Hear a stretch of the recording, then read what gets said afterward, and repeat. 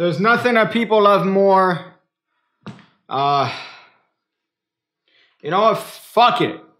Fuck it. This is where I'm doing the same thing every time.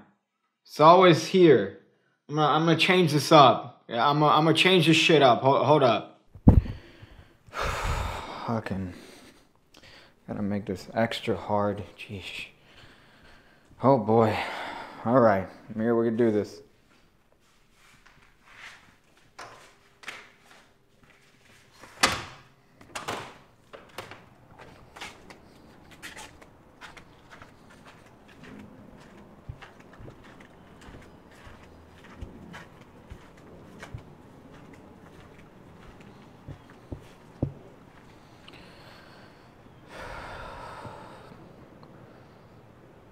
Okay, there's nothing that people love more than urban street magic. So here, I'm in this very street, very urban looking area here, and this is where we're gonna do the tutorial here.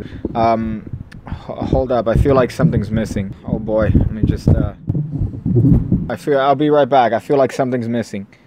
There you go. Let's liven up the environment here. So here's the big trick here. You have them. You take out a deck and then you mix it up. If you want, you could have them mix it up, whatever. We live in the current year. Anyone could be anything here, but you tell them to put the deck back down and to cut the cards and just stare at them. Stare at whichever card they happen to cut to, and just look at it for a little bit, just to imprint it inside of their mind, much like the werewolves in Twilight. So here, now you tell them to cut the cards, and to make it even more fair, put that pile inside of that pile. So now there's no way that you can know what card they picked. But here you say, oh man, this was completely fair. You went in, you cut the cards wherever you wanted, you cut them, and you buried it, so there's no way that I can know what card you picked, right? They're gonna say, yeah sir, man, you're so hot. And I say, listen, focus on a trick. Just try to send me your card. Jack of Hearts. Jack of Hearts. Of course they're gonna agree with you, because that's the card they picked. If they don't agree with you, then they're dirty liars, and they should be hung. Oh boy. So here's how to do this clever card trick here, using again one of my favorite principles, the key card principle, but with a little bit of a twist. So in this deck, if you haven't noticed, it looks like it's been through the washing machine at Harvey Weinstein's house. Ha, you get it? Topical. It's the topical humor. Oh boy. So this deck holds two secrets. This actually has a corner short, and if you notice, I don't take precautions here. This looks like a it was bitten by a small Rottweiler here. But my corner short here is the King of Hearts. Again, this could be exaggerated. The spectators are never looking at this card, so you really don't have to worry. But this is a rough one. If they were to see this back in the day, they would shoot you in the face. So here, this card is on top of the deck, and that goes on the table. So now you have the spectator cut wherever it is they want. They look at this card. When they cut it, you see what they're doing. They're putting your corner short.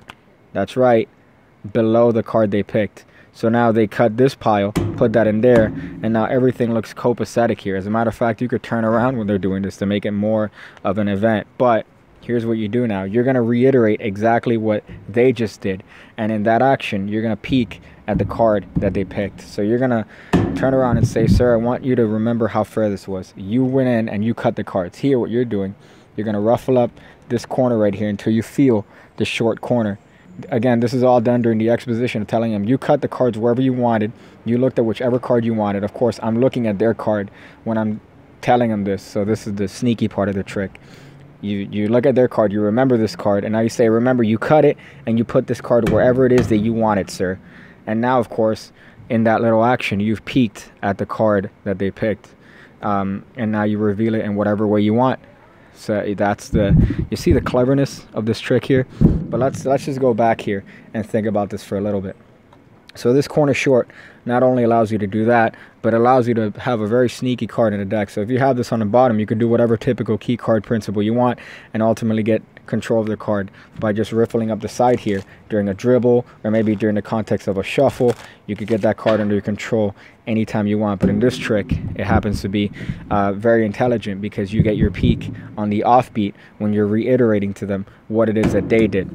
So if you want, even when you get to this point and you riffle up to the card, you don't have to necessarily reiterate the point here. You could say, oh, I'm going to cut to a random card here. Sir, for the first time, name the card that you're thinking of. 10 of diamonds. Oh, there you go. And everyone goes home happy, moist, and wet. Oh boy. Oh man. Well, that's the trick. All right, I'm gonna go figure out different ways to innovate in the rap game. I see you again.